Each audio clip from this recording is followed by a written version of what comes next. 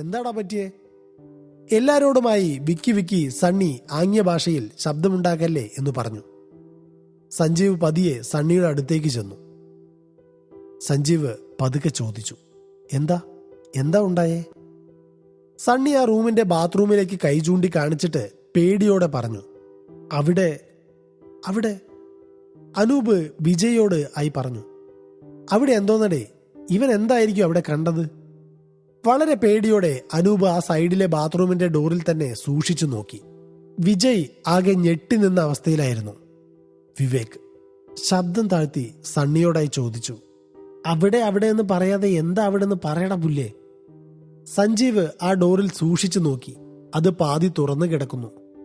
സണ്ണി വളരെ ഭയത്തോടെ ശബ്ദം താഴ്ത്തി വിക്കി വിക്കി പറഞ്ഞു, പ്രേതം.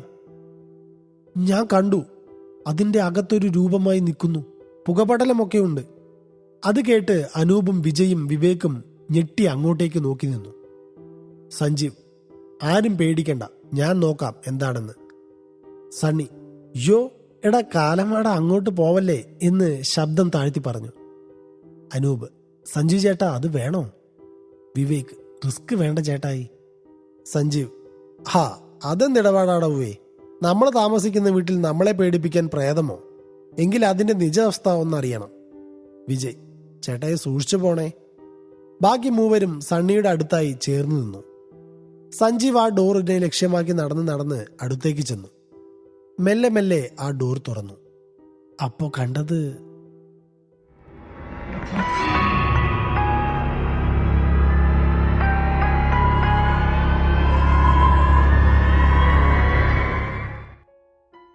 സഞ്ജീവ് ആ ഡോർ തുറന്നതിന് ശേഷം ഒരു നിമിഷം അങ്ങനെ നോക്കി നിന്നു. എന്നിട്ട് സണ്ണിയോടായി ചോദിച്ചു, എടാ നീ ഇങ്ങ് വന്നേ. സണ്ണി ഭയത്തോടെ ചോദിച്ചു, എന്താ ചേട്ടായി? ബാക്കി മൂവരും അക്ഷമരായി നിന്നു. സഞ്ജീവ്, ഹാ നീ ഇങ്ങ് വാ, നിനക്ക് പ്രേതത്തെ കാണണ്ടേ? സണ്ണി, വേണ്ട. സഞ്ജീവ്, എടാ വിവേകേ, അനൂപേ, വിജയെ, നിങ്ങൾക്കും കാണണ്ടേ? അനൂപ്, അത്. വിജയ്, ഒന്ന് മാറിക്കടാ, എന്താ ചേട്ടാ ഈ സംഗതി എന്ന് ചോദിച്ചുകൊണ്ട് ആ ഡോറിന്റെ ഉള്ളിലേക്ക് നോക്കിയ വിജയ് ഒരു നിമിഷം ഒന്ന് സൈലന്റ് ആയിട്ട് പൊട്ടിച്ചിരിക്കാൻ തുടങ്ങി. എന്താ സംഭവിച്ചതെന്ന് അറിയാതെ ബാക്കിയുള്ളവരും. അനൂപും വിവേകും ഓടിച്ചെന്ന് അങ്ങോട്ടേക്ക് നോക്കി. അവർക്കും ചിരി അടക്കാൻ പറ്റിയില്ല. സണ്ണി, എന്തുവാടെ എല്ലാരും കൂടെ ഇത്രയ്ക്ക് അങ്ങ് ചിരിക്കാൻ? അവിടെ ആരെങ്കിലും തുണിയില്ലാതെ നിൽക്കുന്നോ? അനൂപ്, നീങ്ങ് വന്നേ, വന്ന് നോക്ക്, അപ്പം മനസ്സിലാവും. ചാടി എണീറ്റ് മുഖത്തെ വിയർപ്പിന്റെ അംശം തുടച്ചു മാറ്റിക്കൊണ്ട് സണ്ണി അവിടെ ചെന്ന് നോക്കി. അപ്പോഴാണ് തനിക്ക് പറ്റിയ മണ്ടത്തരം സണ്ണിക്ക് മനസ്സിലായത്. സണ്ണി കണ്ടത് പ്രേതത്തെ ആയിരുന്നില്ല, പകരം സണ്ണിക്ക് മുന്നേ ബാത്റൂമിൽ കയറിയ പാവം മത്തായച്ചനെ ആയിരുന്നു. തലയിൽ വെള്ള തോർത്തുകൊണ്ട് ഒരു കെട്ടും കെട്ടിയായിരുന്നു പാവം മത്തായച്ചൻ ബാത്റൂമിൽ കയറിയത്. രാവിലെ തന്നെ ആത്മാവിന് അല്പം ശാന്തി കൊടുക്കാൻ കയ്യിലുണ്ടായിരുന്ന ഒരു സിഗരറ്റ് കത്തിച്ച് വലിച്ച് ആ പുകപടലമായിരുന്നു അതിനുള്ളിൽ മുഴുവൻ. ഇതൊന്നും അറിയാതെ ഉള്ളിൽ കൊടും പേടി വെച്ചിട്ട് നേരെ ചെന്ന് ബാത്റൂമിന്റെ വാതിൽ തുറന്നപ്പോ പുകയുടെ മറവിലിരിക്കുന്ന ആ വെളുത്ത രൂപത്തെ കണ്ട് സണ്ണി അലറി വിളിക്കുകയായിരുന്നു. സണ്ണിയുടെ അലർച്ചയിൽ തന്നെ നന്നേ പേടിച്ച മത്തായിച്ചൻ ബോധം കെട്ടിരിക്കുന്നു. ആകെ ചമ്മി നാറിയ സണ്ണി, അത് പെട്ടെന്ന് കണ്ടപ്പോ ഞാൻ നിങ്ങളായാലും അങ്ങനെ തോന്നും. അനൂപ്, മുതുകുകാള പോലെ വളർന്നല്ലോ, എന്നിട്ടും പ്രേതം പോലും. ശവം, അയാളെ കൂടെ പേടിപ്പിച്ച് കൊന്നു. സഞ്ജീവ് അപ്പോഴേക്കും മത്തായച്ചന്റെ മുഖത്ത് വെള്ളം തെളിച്ചു. ഉണർന്ന മത്തായച്ചൻ കിളി പറന്ന മട്ടിൽ ഇരുന്നു. സണ്ണി, മത്തായച്ച, ഞാനൊന്ന് പേടിച്ചതാ, പെട്ടെന്ന് ഇങ്ങനെ ഇരിക്കുന്നത് കണ്ടപ്പോ അതാ ഞാൻ അലറി വിളിച്ചേ. മത്തായച്ചൻ, എന്നായാലും കൊള്ളാം, വയറിന്റെ പ്രശ്നം അല്പം കടുപ്പമായിരുന്നേ, അതങ്ങ് മാറിക്കിട്ടി. വിവേക്, അയ്യേ. അനൂപ്, നീ വെറും സണ്ണി അല്ലടാ, നീയാണ് ഡോക്ടർ സണ്ണി. വിജയ്, ഓരോന്ന് രാവിലെ ഇറങ്ങിക്കോളും. സണ്ണി, എടാ ഒരു അബദ്ധം ആർക്കും പറ്റും, അല്ല സഞ്ജീവ് ഏട്ടാ? സഞ്ജീവ് ചേട്ടന്റെ പോടാ അവിടെന്ന്. വിവേക്, ഓരോരോ ദുരന്തങ്ങൾ. സണ്ണി, എടാ ഉവ്വേ മതി, നിർത്തിക്കേ. എന്നെ പോലെയുള്ളവർ ദുരന്തമാണെന്ന് പറയുന്ന ടീംസിനോട് എനിക്ക് ഒന്നേ പറയാനുള്ളൂ, ഞാൻ ഇങ്ങനെയാണ്, പറ്റുമെങ്കിൽ സഹിച്ചാൽ മതി. വിജയ്, എന്നാലും ഇതൊരുമാതിരി മറ്റേടത്തെ സൈക്കിൾ സഹിക്കേണ്ടി വരും. അപ്പോഴേക്കും മത്തായച്ചനും സഞ്ജീവും ബംഗ്ലാവിന്റെ ഹാളിൽ പോയിരുന്നു. സഞ്ജീവ്: മത്തായിച്ച, എനിക്കൊന്നു വിടാതെ നടക്കുന്ന കാര്യങ്ങളുടെ കാരണം മുഴുവൻ അറിയണം. ഒരു ദീർഘനിശ്വാസം എടുത്തുകൊണ്ട് മത്തായിച്ചൻ പറയാൻ തുടങ്ങി. മത്തായിച്ചൻ: ഇവിടെ പണ്ട് സുമൻ സുജിത ദമ്പതികളുടെ കാര്യം ഞാൻ പറഞ്ഞത് കുഞ്ഞിന് ഓർമ്മയുണ്ടോ? അവരുടെ മകളാണ് സുമിത. അന്നേ പറഞ്ഞില്ലേ ഞാൻ ഈ ബംഗ്ലാവിന്റെ പുറകുവശത്തുള്ള ആ വലിയ മരത്തിൽ തൂങ്ങിയാണ് അയാൾ മരിച്ചത്. മകളും ഭാര്യയും ഒരു കാറിൽ ഇരുന്ന് പോകുന്നു എന്ന് ഞാൻ അന്ന് പറഞ്ഞത് കള്ളമായിരുന്നു. സഞ്ജീവ്: അതെന്താ മത്തായിച്ച കള്ളം പറഞ്ഞ്? മത്തായിച്ചൻ: ജീവനിൽ പേടിയുണ്ട് കുഞ്ഞെ, അതുകൊണ്ടാണ്. സഞ്ജീവ്: അതെന്താ അങ്ങനെ? മത്തായിച്ചൻ: ഞാൻ ഈ പറയുന്നതൊന്നും ആരോടും പറയില്ല എന്ന് സത്യം ചെയ്യേ. സണ്ണി: സത്യമായിട്ടും ആരോടും പറയില്ല. മത്തായിച്ചൻ: കുഞ്ഞെ നിങ്ങളോ? വിവേക്, അനൂപ്, വിജയ്: അതെ, ഞങ്ങൾ തന്നെ. മത്തായിച്ചൻ: കുഞ്ഞെ ഞാൻ. സഞ്ജീവ്: ചേട്ടൻ ധൈര്യമായിട്ടിരിക്കെ, ഇതൊന്നും ആരും അറിയില്ല. ഉറപ്പ്, ഇതെന്റെ വാക്കാണ്. മത്തായിച്ചൻ വിക്കലോടെ പറഞ്ഞു തുടങ്ങി. സുമൻ ഒരു ബിസിനസ്സുകാരനായിരുന്നു. അവരുടെ അവധിക്കാലം ആഘോഷിക്കാൻ വന്നതാണ് ഈ ബംഗ്ലാവിൽ. പക്ഷേ ഇന്ന് ഈ കാടും ഉൾഗ്രാമ പ്രദേശവും അടക്കി വാഴുന്ന ഒരാളുണ്ട്. സഞ്ജീവ്: ആരാണയാൾ? മത്തായിച്ചൻ: ഷേർഖാൻ. സണ്ണി: ഷാറുഖ് ഖാനോ? അനൂപ്: അല്ലട പുല്ലേ, സൽമാൻ ഖാൻ. വിജയ്: മത്തായിച്ച, അത് കാര്യമാക്കണ്ട, ഇവനൊരു കിളിപോയ കേസാണ്. സണ്ണി: ആർക്കാടാ പുല്ലേ കിളിപോയത്? നേരെ ചൊവ്വേ കേട്ടില്ല. ഇങ്ങനെ പേടി കാരണം ഇങ്ങനെ വിക്കി വിക്കി സംസാരിച്ചിട്ടല്ലേ. വിജയ്: എടാ പ്ലീസ് ഒന്ന് മിണ്ടാണ്ടിരിക്കുമോ? സണ്ണി: ഓ, ഞാൻ നിർത്തി. സഞ്ജീവ്: മത്തായിച്ച, അത് വിട്ടേക്ക്, നിങ്ങൾ ബാക്കി പറ. മത്തായിച്ചൻ: അങ്ങനെ ഇവിടെ എത്തിയ അവർ കാട്ടിലേക്ക് ഒരു കാർത്തിക ദിവസം കാളിയമ്മന്റെ കോവിലിൽ തൊഴാൻ പോയി. അന്ന് രാത്രി ഈ ഷേർഖാന്റെ കയ്യിൽ അകപ്പെടുകയായിരുന്നു. സുമനെ കൊന്ന് കെട്ടിത്തൂക്കി സുജിതയും സുമിതിയെയും അയാൾ കൊണ്ടുപോയി.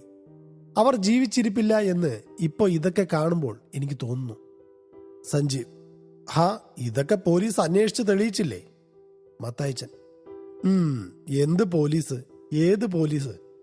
കാടിന്റെ രാജാവ് അവനാണ്. അവൻ മോഹിച്ചാൽ കൊണ്ടുപോയിരിക്കും. ഏതെങ്കിലും ഒരു നല്ല പോലീസുകാരൻ വന്ന് കേസ് അന്വേഷണം തുടങ്ങി വെക്കുമ്പോ ഇവിടെ ആരെയും ഒന്ന് പരിചയപ്പെടാൻ കൂടി ഷേർഖാൻ സമ്മതിക്കില്ല. സ്പോട്ടിൽ തട്ടി സ്ഥലം മാറ്റും. അല്ല, ഇനി നേരിൽ കൊമ്പ് കോർക്കാനാണ് ഉദ്ദേശമെങ്കിൽ വടക്ക് വശം മാറിയുള്ള മരണക്കുളത്തിൽ അവന്റെ ശവം പൊങ്ങും. പോലീസിലുള്ള മേലാളന്മാർക്ക് പോലും പേടിയാണ് ഷേർഖാനെയും അവന്റെ സൈന്യത്തെയും. ഈ പാവ കുഞ്ഞിന് കിട്ടിയില്ലേ, അപ്പൊ അവരുടെ മരണം ഉറപ്പായി. സഞ്ജീവ്: അപ്പോ ഈ ഇടയ്ക്ക് ഒരു ടൂർ വന്ന കുറച്ചു പേരെ കാണാതായതോ?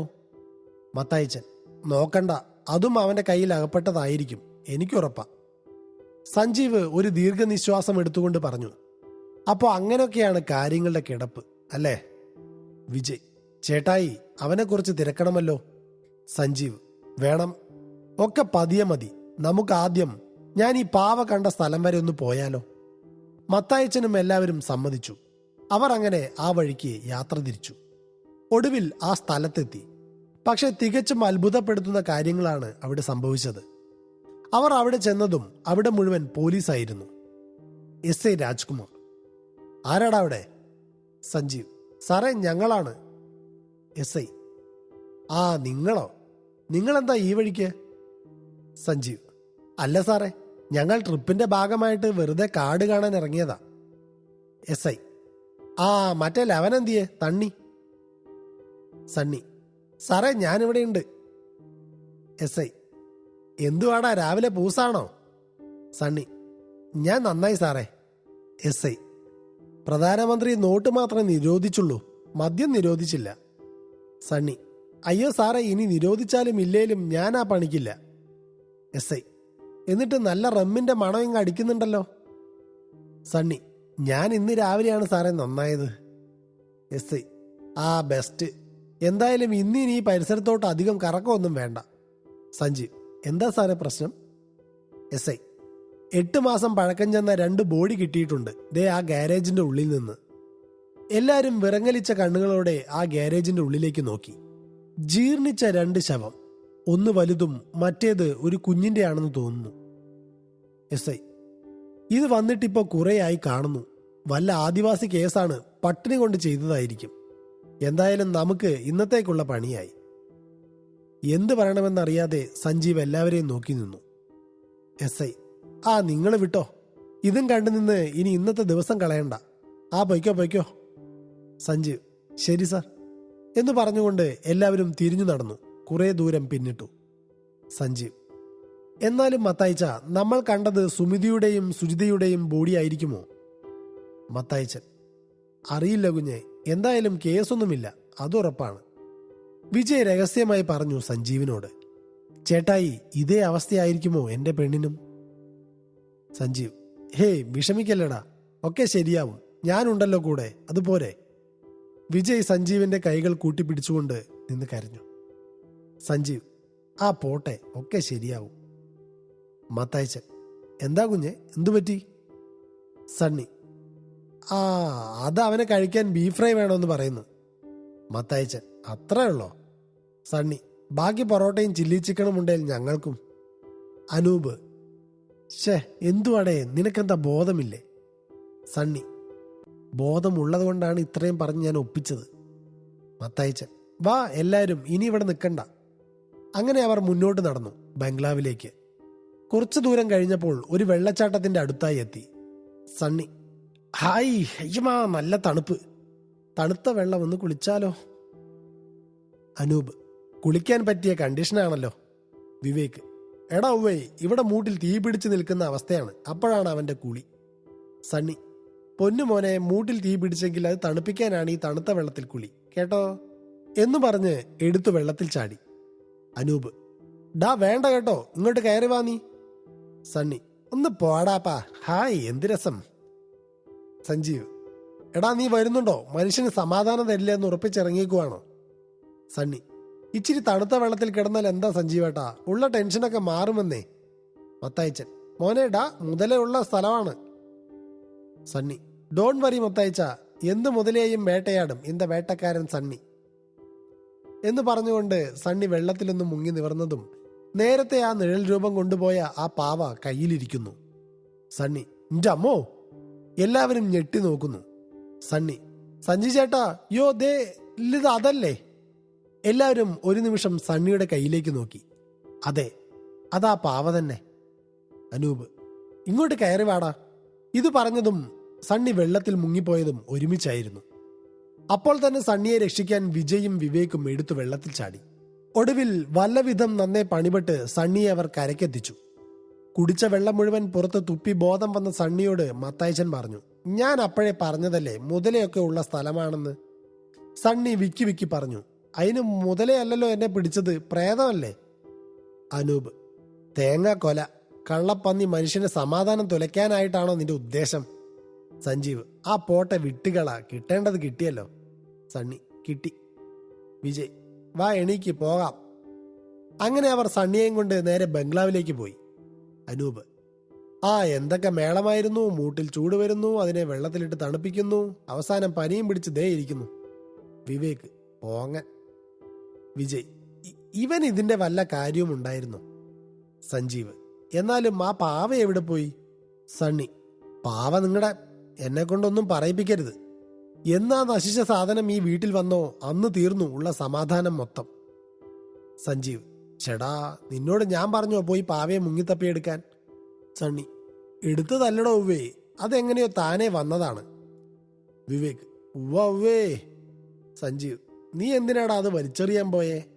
സണ്ണി: ആ അത് ഞാൻ പെട്ടെന്ന് കരുതി വല്ല മുതലക്കുഞ്ഞു ആയിരിക്കുമെന്ന്. വിവേക്: ഓ പിന്നെ, മുതലക്കുഞ്ഞു വരാൻ ആ വെള്ളച്ചാട്ടം പണ്ട് ജോസ് പ്രകാശിന്റെ കുടുംബസ്വത്തല്ലായിരുന്നോ? സണ്ണി: ഡേ മതി മതി, നിർത്ത്, ആരായാലും പെട്ടെന്ന് ഇതൊക്കെ കണ്ടാ പേടിക്കും കേട്ടാ. അനൂപ്: പക്ഷെ ഇങ്ങനെ പേടിച്ച ഒരാളെ ഞങ്ങൾ ആദ്യമായിട്ട് കാണുക. സണ്ണി: അത് ചുമ്മാ നീ പറയുമല്ലേ പോനെ, നിന്റെ അച്ഛന്റെയും അമ്മയുടെയും കല്യാണ ഫോട്ടോ എടുത്തു നോക്കിക്കേ, ഇതിനേക്കാളും പേടിച്ചിരിക്കുന്ന നിന്റെ അച്ഛനെ അതിൽ കാണാം, ബ്ലഡി ബംഗ്ലാവ് വാസി. വിജയ്: സഞ്ജീവ് ചേട്ടാ, ഇനി എന്താ പ്ലാൻ? സഞ്ജീവ്: എന്ത് പ്ലാൻ? ഇവിടെ ഇനി താമസിക്കുന്നതിന്റെ പേരിൽ പോലീസ് കേസൊക്കെ ആവുമോ എന്നാണ് എൻ്റെ ഇപ്പോഴത്തെ പേടി. ആ മത്തായച്ചനാണേൽ ഒന്നും നേരെ ചൊവ്വേ പറയുന്നുമില്ല. സണ്ണി: ചേട്ടാ, ഈ കേസാകുവാണേൽ ആകട്ടെ, എൻ്റെ അടുത്ത് അതിനെ തടുക്കാനുള്ള ഒരു അടിപൊളി ആളുണ്ട്. സഞ്ജീവ്: ആരാ അത്? സണ്ണി: ഒരു വക്കീൽ. സഞ്ജീവ്: ഏത് വക്കീല്? അനൂപ്: അപ്പൊ നീ കേസാക്കി അടങ്ങൂ എന്നാണല്ലേ? വിവേക്: ഒരു വക്കീൽ വന്നിട്ട് നമുക്ക് ജാമ്യം എടുക്കാൻ മാത്രം എന്ത് തെറ്റാടാ നമ്മൾ ചെയ്തേ? അല്ലളിയാ അനൂപെ, ഈ പേടിച്ച് വെള്ളത്തിൽ മൂത്രമൊഴിച്ചാൽ അത് കേസാക്കുവോ? സണ്ണി: എടാ എടാ എടാ ആക്കല്ലേ നീ. എന്തെങ്കിലും ഇവിടെ ഒരു കേസ് നമുക്ക് നേരെ വന്നാൽ ഒരു സിറ്റിങ്ങിന് വലിയ ലക്ഷങ്ങൾ വാങ്ങാൻ ആഗ്രഹമുള്ള ഒരു നല്ല വക്കീൽ എന്റെ കയ്യിലുണ്ട്. അനൂപ്: ആര്? സണ്ണി: അഡ്വക്കേറ്റ് ലുതുഫിയ. അനൂപ്: ഏത്? സണ്ണി: സണ്ണിച്ചായന്റെ ലുതുക്കുട്ടി. ഒരു വിളി വിളിച്ചാൽ മതി, പ്രശ്നം തീർക്കാൻ പറന്നിങ്ങ് വരും. വിവേക്: ഡേ, ആ സഞ്ചാരം തലക്കടിച്ച് പ്രാന്തായി നടക്കണ ആ പെണ്ണാണ്. സണ്ണി: ഷേ, അത് ജസ്റ്റ് ഹോബി.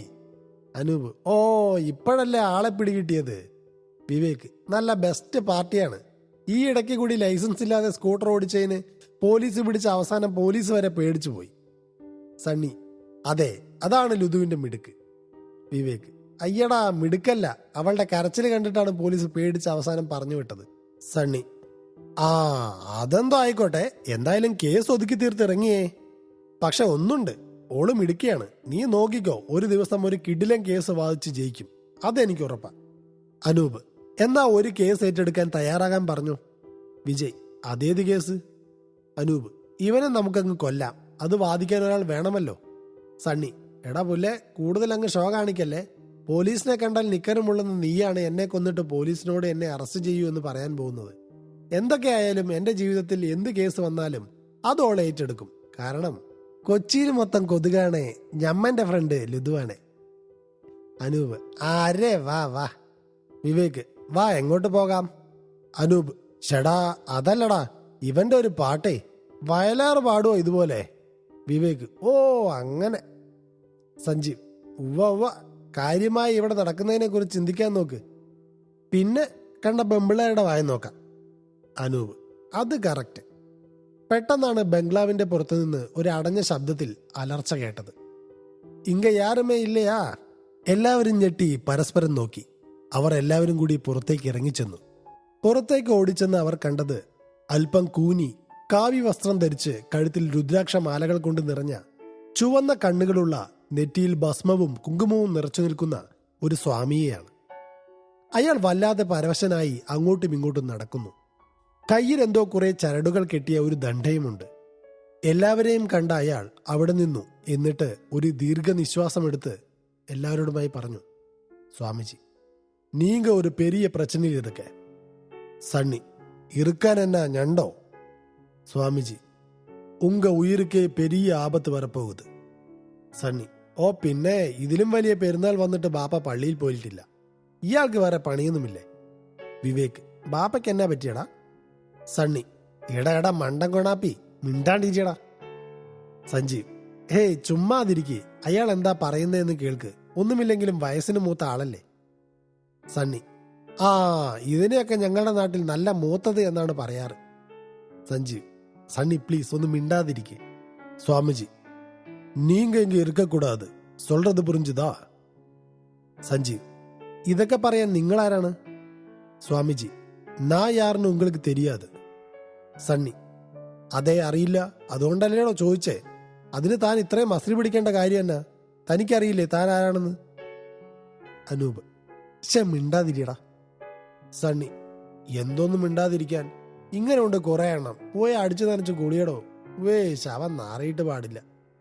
സ്വാമിജി: നീങ്ക ആപത്ത് വിലയെ കൊടുത്ത് വാങ്ങ പോരെങ്കിൽ. സണ്ണി: എന്നാ താൻ കുറച്ച് ഫ്രീ ആയി മേടിച്ചതാണോ? വിവേക്: ഡാടാ വിടടാ സണ്ണി, വെറുതെ ആ കഞ്ചാവ് കേസിനെ വട്ടാക്കാതെ. സണ്ണി: എന്റെ കർത്താവേ, ഉള്ള ഏണികൾ മൊത്തം പണ്ടാരടങ്ങാനായിട്ട് ഇങ്ങോട്ടാണല്ലോ കയറി വരുന്നത്. സഞ്ജീവ്: എല്ലാം ഒന്ന് മിണ്ടാതിരിക്കുമോ? അയാൾ എന്താ പറയാൻ വരുന്നതെന്ന് നോക്കാം. സണ്ണി: ഓക്കെ, നമ്മൾ മിണ്ടിയതുകൊണ്ട് ഇനി മഹാൻ ഉടക്കിയെന്ന് വേണ്ട. സഞ്ജീവ് ഏട്ടാ, നിർത്തി, ഇനി മിണ്ടനില്ല, പോരെ? സഞ്ജീവ്: ആ, അത് മതി. എല്ലാവരും ആ സ്വാമിയെ തന്നെ നോക്കി നിന്നു. സ്വാമി: நீங்க சொர்க்கமா நினைக்கிற இந்த வீடு உங்களுக்கு சொர்க்கத்தை காட்ட போகுது. என்ன முழிக்கிற, எல்லாம் சாக போகுது. ஏன்னா இந்த வீட்டுல உங்களை சுத்தி ஒரே പേയ് ഇരിക്ക്.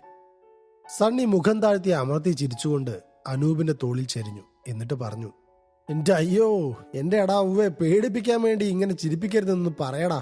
വീട്ടിൽ വരണവർക്ക് പേ പിടിച്ചെന്ന്. ഇവനൊക്കെ എവിടെന്നാണോ വരുന്നത്? അനൂപ്: ഡേ ആള് പൊട്ടനല്ല കേട്ടാ, ഈ വീട്ടിൽ പ്രേതം ഉണ്ടെന്നാണ് അങ്ങേര് പറയണത്. വിവേക്: അതെ, അതാണ് അയാൾ നമ്മളോട് ഇവിടുന്ന് മാറാൻ പറയുന്നത്. സഞ്ജീവ്: സ്വാമിജി, ഞങ്ങൾ ഇവിടെ നിന്ന് പൊയ്ക്കോളാം. എന്തായാലും ബാക്കിയൊക്കെ ഞങ്ങൾ മുടിവ് ചെയ്യാം, പോരെ? അയാൾ മനസ്സില്ലാ മനസ്സോടെ ഒന്നുകൂടി ആ മുറ്റത്ത് ഉലാത്തി നടന്നിട്ട് കണ്ണടച്ച് എന്തോ കുറെ നേരം നിന്നു. എന്നിട്ട് കണ്ണു തുറന്ന് ഒരു ദീർഘനിശ്വാസം എടുത്തിട്ട് പറഞ്ഞു: നാളേക്ക് ഇങ്ങ് ഇന്ത വീട്ടുക്കുള്ള ഒരാൾ സാഗ പോകുന്നത്. ഇത്രയും പറഞ്ഞിട്ട് സ്വാമി നടന്നകന്നു. വനത്തിന്റെ ഉള്ളിലേക്ക് കയറിപ്പോയി. എല്ലാവരും ടെൻഷനായി, സണ്ണി ഒഴിച്ച്. സണ്ണി: എടാ ഉവ്വേ, ഒന്ന് പോകാൻ പറയടാ, ഇവനൊക്കെ പ്രാന്ത്. ഫുൾ ടൈം സ്വാമി എന്നും പറഞ്ഞ് കഞ്ചാവടിച്ച് നടക്കും. എന്നിട്ട് കിളി പോയി ഓരോന്ന് പറഞ്ഞിറക്കും. ഇത് പറഞ്ഞു തീർന്നതും അയാൾ തിരികെ വന്നു. എന്നിട്ട് ഒരു പൊതി സഞ്ജീവിന്റെ കയ്യിൽ വെച്ചു കൊടുത്തു. സഞ്ജീവ്: എന്താ ഇത്? സ്വാമി: ഇത് ഉങ്കൾ ഉയർക്ക് എതുവും വരാത്, അതുക്കാണ് മാന്ത്രിക തകിടുതാ. நீங்க எல்லாம் இதை கையில கட்டி இன்னைக்கு இங்க 6 மணியிலிருந்து வெளியே வராம இருக்கணும். இன்னைக்கு സത്ത് പോണവങ്ക ரொம்ப അധികമാ സത്യാഗ്രഹ നാൾ, ജാഗ്രത എന്ന് പറഞ്ഞിട്ട് അയാൾ വീണ്ടും നടന്നകന്നു. സണ്ണി: സഞ്ജീവേട്ടാ, എന്തുവാ ഇതിന്റെയൊക്കെ അർത്ഥം? സഞ്ജീവ്: എനിക്കൊന്നും അറിയില്ല. എന്തോ ഒരു വിപത്ത് ഉണ്ടാകാൻ പോകുന്നത് പോലെ, മനസ്സ് തളരുന്ന പോലെ. സണ്ണി: അതൊക്കെ പോട്ട്, വിട്ടുകളാ. ഇമ്മാതിരി ശോകമടിച്ചിരിക്കാതെ നിങ്ങൾ ഗുമ്മാവാൻ ശ്രമിക്കുക. അന്ന് നല്ല കാറ്റും മഴയും ഉണ്ടായിരുന്നു. പ്രകൃതിയുടെ ഭീകരമായ നിമിഷങ്ങളിൽ വോൾഗാവില്ല ഒരു രാക്ഷസന്റെ രൗദ്രഭാവത്തിലായി മാറി. ആദ്യമൊക്കെ പുച്ഛിച്ചുവെങ്കിലും ഇരുട്ട് വീണപ്പോൾ പേടിച്ച അവർ എല്ലാം തന്നെ ആ ചരട് കയ്യിൽ കെട്ടിയിരുന്നു. പുറത്ത് കൊടും മഴ തകർത്ത് പെയ്തുകൊണ്ടേയിരുന്നു. ഭക്ഷണം പോലും ഇതുവരെ എത്തിയില്ല. കാരണം മത്തായച്ചൻ പോലും ഈ പെരുമഴയിൽ പെട്ടുപോയി കാണും, അവർ ഓർത്തു. സഞ്ജീവ്: എടാ സണ്ണി, എല്ലാരോടും ഫോൺ സ്വിച്ച് ഓഫ് ചെയ്ത് വെക്കാൻ പറയും. കാരണം ഇടിമിന്നലാണ് പുറത്ത്. കൂടാതെ കരണ്ട് വല്ലതും പോയാൽ, കരണ്ട് വേലിയും പൊളിച്ച് ഇനി വല്ല ദിനോസർ അടക്കം വന്നാൽ അത്യാവശ്യം പോലീസിനെ പോലും വിളിക്കാൻ പറ്റില്ല. സണ്ണി: ശരി ചേട്ടായി, ഞാൻ ഏറ്റ് ഇപ്പൊ ഓഫ് ആക്കിയേക്കാം. ഞാനേ ഇവിടെ നടന്ന സംഭവങ്ങൾ നമ്മുടെ അഡ്വക്കേറ്റ് കൊച്ചില്ലേ, അവളോട് പറയുകയായിരുന്നു. നമ്മൾ ഇവിടെ വന്നിട്ട് നടന്ന കഥ ഞാൻ എന്നു പറഞ്ഞു തുടങ്ങിയോ അന്നു മുതൽ അവൾ കൂടുതൽ അറിയാൻ വേണ്ടി ആകാംക്ഷയോടെ രാപ്പകലില്ലാതെ എന്നോട് വോൾഗാവില്ലയെ കുറിച്ച് ചോദിച്ചുകൊണ്ടേയിരിക്കും. അനൂപ്: മോഞ്ഞെ, കഥ പറഞ്ഞു പറഞ്ഞ് അവളെയും കെട്ടി അങ്ങ് ജീവിക്കാനാണോ പ്ലാൻ? സണ്ണി: എടാ, ഈ സണ്ണി ആള് ഉടായ്പൊക്കെ തന്നെയാ. പക്ഷെ നല്ല കൂട്ടുകാരിയെ അങ്ങനെ കാണാനേ ഞാൻ പഠിച്ചിട്ടുള്ളൂ.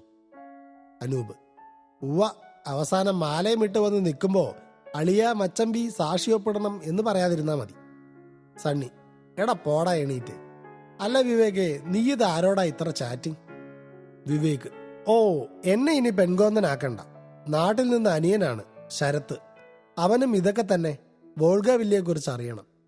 അല്ലടാ വിജയ്, നീ എന്താ ഒന്നും മിണ്ടാതിരിക്കുന്നേ?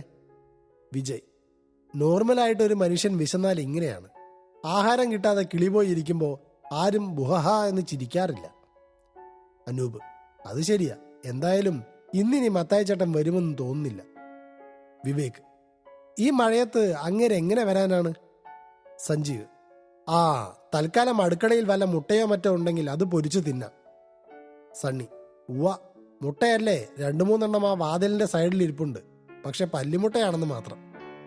വിവേക്: ഹാ, മിണ്ടാണ്ടിരിക്കടാ. സഞ്ജീവേട്ടാ, സാധനം ഫ്രിഡ്ജിന്റെ അകത്തിരിപ്പുണ്ട്. അന്ന് മത്തായച്ചൻ വന്നപ്പോ കൊണ്ടുവന്നതാണ്. സണ്ണി: എങ്കി വാ മുത്തേ, നമുക്ക് ആ മുട്ടയെടുത്ത് അങ്ങ് പൊരിക്കാം. എന്നിട്ടൊരു സർപ്രൈസ് കൂടിയുണ്ട്. വിജയ്: അതെന്തുവാടാ നിന്റെ സർപ്രൈസ്? സണ്ണി: JD എന്ന് കേട്ടിട്ടുണ്ടോ? അനൂപ്: ഏത്? നാട്ടിലെ ബസ്സിൽ ഞരമ്പ് രോഗിയായിട്ട് നാട്ടുകാർ പിടിച്ചടിച്ച ജാക്കി ദാസപ്പനാണോ? അയ്യേ, അയാളായിട്ട് നിനക്കെന്താ ഇടപാട്? വിവേക്: സണ്ണിയെ, സെറ്റപ്പ്. സണ്ണി: പോടാ പുല്ലികളെ, അതൊന്നുമല്ല. JD എന്ന് വെച്ചാൽ സാക്ഷാൽ ജാക്ക് ഡാനിയൽസ്, കിണ്ണം കാച്ചിയ വിസ്കി. എൻ്റെ ഒരു കുപ്പി ഇരിപ്പുണ്ട്. അനൂപ്: ഡേ, ശരിക്കും ഉണ്ടോ? സണ്ണി: അതേടാ, ഇരിപ്പുണ്ട്. സഞ്ജീവ്: ആ, ഇന്നത്തെ പേടി മാറ്റാനുള്ള മരുന്നായി എല്ലാവർക്കും. വിവേക്: അളിയ, എടുത്ത് പൊട്ടിച്ച് പൊളിക്കടാ മുത്തേ, നീ വാ.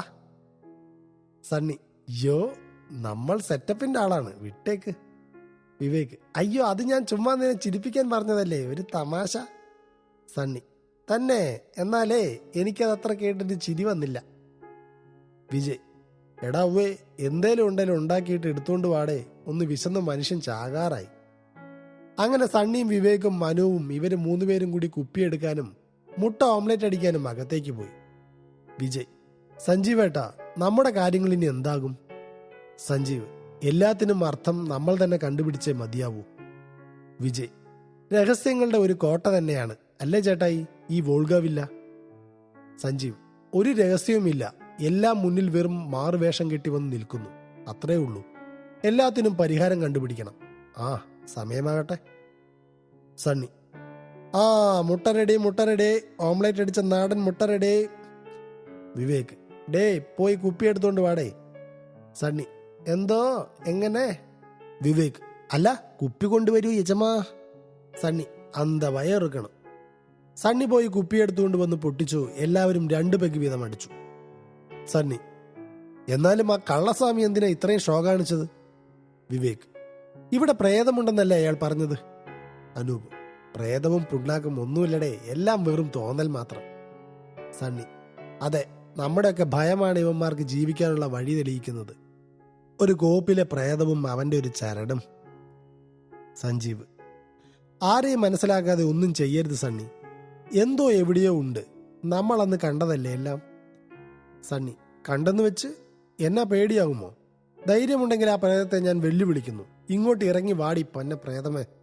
പെട്ടെന്നൊരു ഇടിമിന്നലോടെ കരണ്ട് പോയി. വിവേക്: തൃപ്തിയായല്ലോ? നിന്റെ വായും വെച്ച് മിണ്ടാതെ ഇരിക്കാൻ വയ്യടേ നിനക്ക്. Sunny: B practical mister Vivek, മഴയത്ത് കരണ്ട് പോകുന്നത് സ്വാഭാവികം. അനൂപ്: ഇന്നാ ഈ മെഴുകുതിരി കത്തിച്ചേ. സണ്ണി അപ്പോ ഒരു സിഗരറ്റ് കത്തിക്കുകയായിരുന്നു. സണ്ണി അനൂപിന്റെ കയ്യിൽ നിന്നും മെഴുകുതിരി മേടിച്ച് കത്തിച്ചു. എന്നിട്ട് അത് നിലത്തുറപ്പിച്ചു വെച്ചു. സണ്ണി സിഗരറ്റ് ആഞ്ഞു വലിച്ച് പുക പുറത്തേക്ക് വിട്ടിട്ട് പറഞ്ഞു: പ്രേതം, മണ്ണാങ്കട്ട. വീണ്ടും സിഗരറ്റ് ഉള്ളിലേക്ക് വലിച്ച് പുറത്തേക്ക് പുക വിട്ടുകൊണ്ട് പറഞ്ഞു: അങ്ങനെ ഒരു പ്രേതമുണ്ടെങ്കിൽ ഇപ്പോ ഈ നിമിഷം എന്റെ മുന്നിൽ വരണം. ഉഫ്. ഊതിവിട്ട പുക മെഴുകുതിരിയുടെ മുകളിലായി പടർന്നു നിന്നു. പെട്ടെന്ന് അവിടെ ചോരയുടെ ഒരു ഗന്ധമുണ്ടായി. ദൂരെ ഒരു കുറുനരിയുടെ ഓരിയിടൽ കേട്ടു. പെട്ടെന്ന് ചെവികൾ പൊട്ടുന്ന തരത്തിൽ ഇടിമിന്നലോടെ കരണ്ട് വന്നുപോയി നിന്ന നേരത്ത് ആ പുകയുടെ ഉള്ളിൽ നിന്ന് ഒരു കറുത്ത ഭീകരമുഖം സണ്ണിക്ക് നേരെ വന്ന് അലറി. ചുവന്ന കണ്ണുകൾ, വളർന്നിറങ്ങിയ തെറ്റയിൽ രക്തക്കറ പുരണ്ടിരിക്കുന്നു. നീളമുള്ള വല്ലാത്തൊരു നാക്ക്. അതിന്റെ അലർച്ചയിൽ മരവിച്ചു പോയിരുന്നു സണ്ണി. മറ്റുള്ളവർ ഞെട്ടിത്തെറിച്ച് ഓരോ മൂലയിൽ തെറിച്ചു വീണു. ഒരു 20 സെക്കൻഡ് നീണ്ടുനിന്ന ആ ദൃശ്യം പെട്ടെന്ന് അപ്രതീക്ഷിതമായി പോയി. ചെറിയ ഒരു ഇടിമിന്നൽ വീണ്ടും ഉണ്ടായി. പൊടുന്നനെ കരണ്ട് വന്നു. എല്ലാവരുടെയും കണ്ണുകൾ സണ്ണിയിലായിരുന്നു. ഫുൾ തണ്ണിയിലായിരുന്ന സണ്ണി എല്ലാരെയും ഒന്ന് നോക്കി പറഞ്ഞു: പ്രേതം ഉണ്ടിട്ടാ. ഇത് പറഞ്ഞ് ദേ കിടക്കുന്നു ബോധം കെട്ട് നിലത്ത്. അവർ എല്ലാവരും കൂടി സണ്ണിയെ എടുത്ത് ഒരു വശത്ത് കിടത്തി ഒപ്പം പേടിയോടെ ഇരുന്നു. സഞ്ജീവ് അപ്പോഴും ചിന്തയിലായിരുന്നു. എന്താണ് ഇതിന്റെയൊക്കെ അർത്ഥം? പക്ഷെ ഈ സമയത്തെല്ലാം പുറത്ത് കനത്ത ഇടിയും മിന്നലും ഒപ്പം ശക്തമായ മഴയും തകർത്ത് പെയ്തുകൊണ്ടേയിരുന്നു. ഇരുളടഞ്ഞ രാത്രിയിൽ ചോരക്കൊതിയോടെ പകയുടെ കനൽ കണ്ണുകൾ ചുവപ്പിച്ച് ഒരു രക്തരക്ഷസിനെ പോലെ ആർത്തു ചിരിച്ചുകൊണ്ട് ആ മഴയിൽ കുതിർന്ന രാത്രി ഒരാളെ കൊല്ലുവാനായി വോൾഗവില്ല തയ്യാറായി കഴിഞ്ഞിരുന്നു. ആരായിരിക്കും ആ ഒരാൾ?